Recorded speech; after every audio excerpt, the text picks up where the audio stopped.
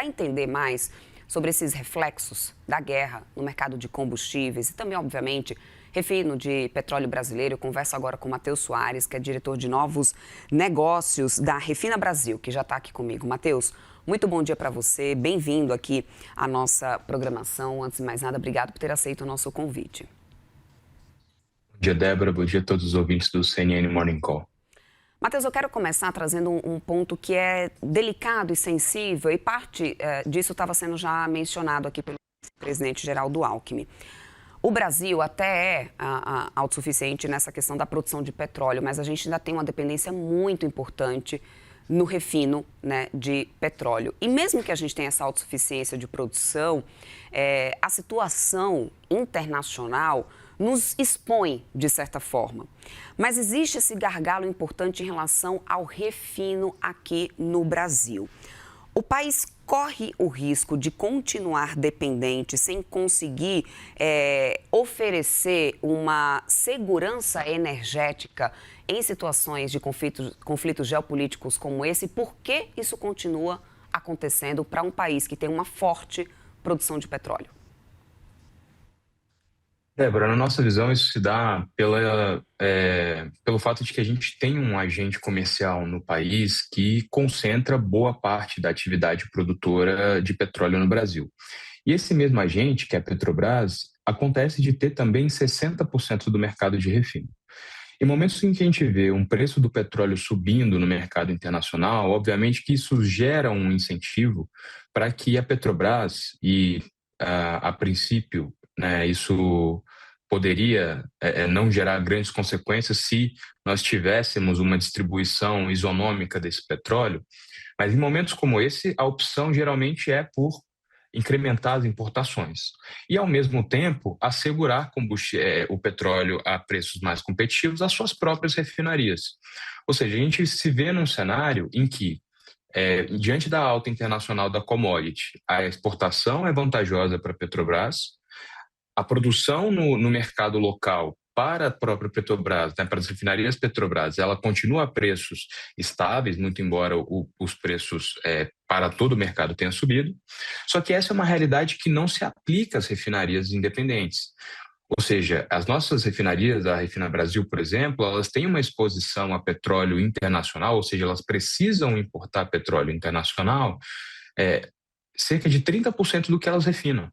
Então, é por isso que a gente vê, e aí a fala da Bicom é muito, muito pertinente, a Refina Brasil se alinha a esse entendimento, de que, olha, isso somente acontece, essa manutenção dessa defasagem somente acontece porque a Petrobras decide, num momento de crise, obviamente, explorar o mercado de exportação da commodity, manter suas refinarias abastecidas, só que esses preços, eles não se sustentam no longo prazo, e mais do que isso, eles não se replicam a todo o mercado.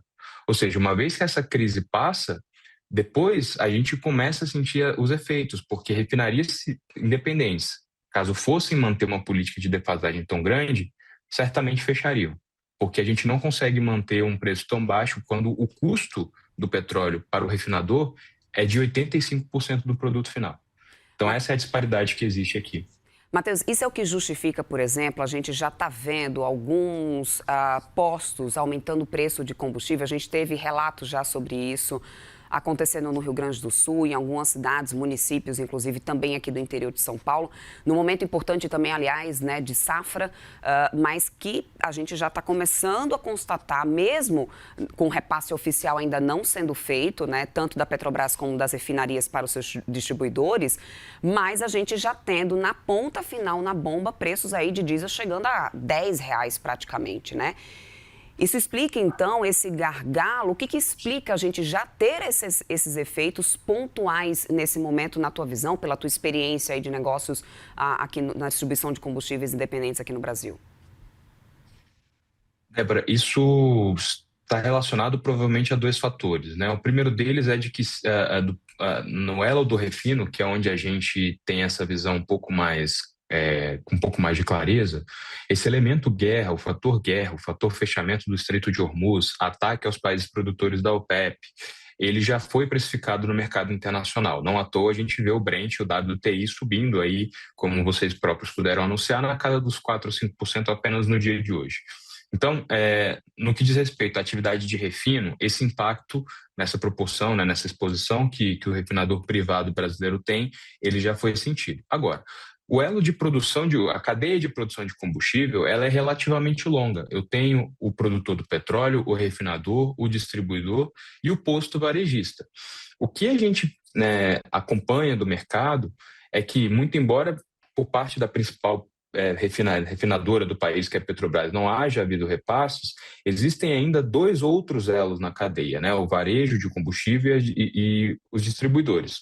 Nós não podemos falar com propriedade porque, como expliquei, são elos diferentes. Agora, a gente sabe que existe, né, já existiram no passado movimentos de tentar antecipar essas altas, e mais do que isso, né, movimentos agora que estão sendo, ao que tudo indica, formalmente avaliados por parte do governo federal, né? Ontem a gente soube que a Senacom notificou o Conselho Administrativo de Defesa Econômica, o CAD, para averiguar essas práticas, porque situações como a do Rio Grande do Sul preocupam. No momento de colheita de safra, notícias de escassez de produto e, evidentemente, como o próprio pessoal da Abicom pôde falar, né, num curto prazo, ainda uma incerteza muito grande em relação a estoques e oferta de derivados aqui no Brasil, contando inclusive com os importados. Se a gente continuar por mais tempo com essa guerra, Matheus, a gente já está aqui em 12 dias de conflito, né? No teu ponto de vista, o que isso pode expor nessa situação? O que isso pode, o que pode estar mais ameaçado no Brasil? As margens das refinarias, a oferta de diesel, competitividade das refinarias independentes, inclusive com, né, a maior detentora aí de refino do país, a credibilidade dessa política de preços, o que mais pode estar em risco nesse momento com o prolongamento dessa guerra? Acho que o risco principal, Débora, e aí falando como brasileiro e não como defensor dos interesses da refinaria, é de fato que a gente tenha um impacto ou eventualmente até algumas quebras importantes de cadeia, né? Principalmente no que diz respeito à produção de alimentos, ao agronegócio, ao transporte de cargas, né? A gente já viu isso no passado por outros motivos, mas esse é o risco que talvez seja o mais grave. Todos esses que você mencionou, de fato, são muito preocupantes, né? A gente sempre se preocupa em como a Petrobras vai sair de ciclos como esse, porque é um momento de queima de caixa muito grande. A gente não sabe exatamente como que a alta do petróleo que a Petrobras extrai compensa a perda que ela dá no derivado, justamente porque o derivado tem um valor agregado muito mais alto. Então, qualquer subsídio que ela conceda no preço do derivado, ele tem um efeito de caixa para a companhia, às vezes maior do que a própria alta do petróleo. E evidentemente que para as refinarias privadas como se, uma analogia que eu tenho feito, é como se um pequeno empreendedor decida abrir uma farmácia ao lado de uma das maiores redes do país, né? E essa farmácia das maiores redes do país decida manter durante 6 meses, 3 meses que seja, o preço 30% abaixo, 60%, 85% abaixo. Olha, a alternativa para essa pequena farmácia é fechar, porque a gente não consegue manter, não tem fôlego, não tem bolso fundo, como a gente costuma dizer, para manter uma defasagem tão grande no mercado, mesmo quando eu tenho que suportar um custo que só cresce, um custo do petróleo internacional que só aumenta e tende ainda a aumentar enquanto a gente não vê sinal de normalização do conflito no Oriente Médio. Perfeito. Matheus Soares, diretor de novos negócios da Refina Brasil. Quero muito agradecer o seu tempo aqui conosco, meu querido. Desejo uma boa quarta-feira para você. Até uma próxima. Igualmente, Débora, ouvintes, muito obrigado pela atenção. Até mais.